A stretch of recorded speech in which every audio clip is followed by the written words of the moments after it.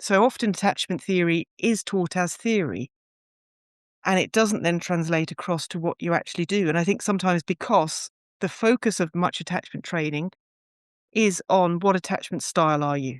And it's almost like a kind of a psychology magazine quiz that you do, and then you figure out your attachment style as if it's this fixed thing in time. It's like your kind of star sign, and that means something, and it means just one of 3 or 4 things, and off you go. Rather than, I mean, Bowlby himself said our attachment style is changeable. It moves with the relationship that we're in, and although we form these grooves, we can form other grooves.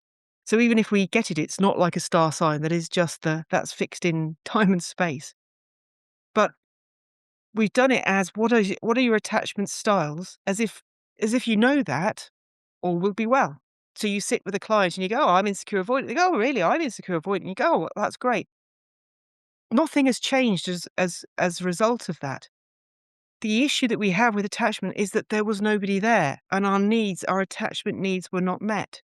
So know what our attachment styles are, just so that we know a bit better how to tune into the client and what kind of relational history is being demonstrated to us by their attachment style. It's a summary of their relational history.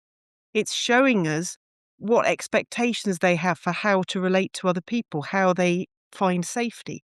So in and of itself, it's neither here nor there, which is why in this whole series I haven't led with attachment styles, because I feel like it's just been done to death. And it fools us into thinking we know something about attachment. But it doesn't do anything at all to help us actually meet someone's unmet attachment needs.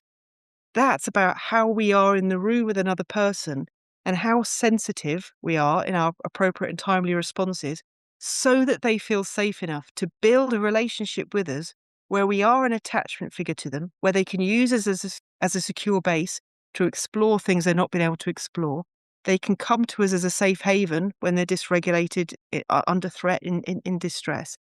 And they can build over time the experience of there is somebody there, and internalize that and take that out into the rest of life for them. Knowing their attachment style changes nothing at all.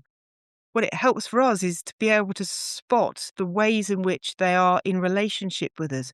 Do they tend to amplify their emotions, or do they tend to suppress their emotions? Oh, they tend to suppress their emotions. So there's more going on here in this conversation than is appearing on the surface. That's what knowing their attachment style tells me. And it's telling me that they're going to suppress their needs. So I need to find a way of making sure they know it's absolutely okay to bring their needs here, because they have a history here. They have a groove of being told that their needs are wrong. So insecure avoidant is telling me I need to be ever so explicit about how okay it is for them to bring their needs here. And I need to model that to them in some way. They've got disorganised attachment. That's telling me there is unresolved trauma here. There are things which set them off into fright without solution.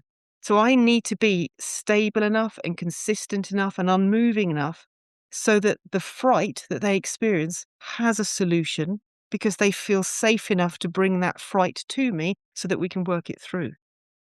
So attachment training is often at this really superficial level that is very kind of pleasing to do a day or a half day on what's your attachment style. You go, "Oh, that makes sense. Oh, that makes sense." And then you start spotting all of your clients. So it's a quite satisfying little topic to kind of cover off if it's nice, neatly wrapped. But it doesn't move us into, but how do I get this person who's never had the experience of somebody being there for them, never had that predictability, that consistency, and that has robbed them of the security to be able to go out and conquer the world. It's robbed them of the ability to face things which they felt unbearable. That's why they've never talked about their trauma. Not because the trauma is too big, but because there isn't somebody there for them that they can guarantee will be there for them. Their grooves are saying, "No, don't bring that. It's too much. You'll piss them off. You'll annoy them. You'll make them reject you." That's what's stopping them bringing it. Or in the insecure ambivalent client, they're thinking, I keep telling you how bad it is, and you're not listening, you're not getting it, you're not consistent, you're not here, I can't trust that you'll be big enough to hold this. You'll get overwhelmed with it like I do. So they're the much more, to me, interesting, and I don't mean that in a kind of a callous way, but useful ways of applying attachment theory into practice is really, really understanding just how vital it is for this person in front of them to feel safe in the world, that they've never, ever felt the security before, that there will always be somebody there for them. So, of course, these traumatic events in their life, these conflicts in relationships have never been brought and never been resolved because there's no stability there on which to build the foundation of the work. So to me, it's the greatest gift you can give to somebody who's not had there be somebody there, is to be the somebody that is there for them. And we just seem to really undervalue how important being a secure attachment figure is and how foundational it is to everything else. We want to just rush ahead into techniques and quick fixes to sort someone's brain networks out so that they stop reacting the way that they're reacting. And we miss the fundamental of there's nobody there.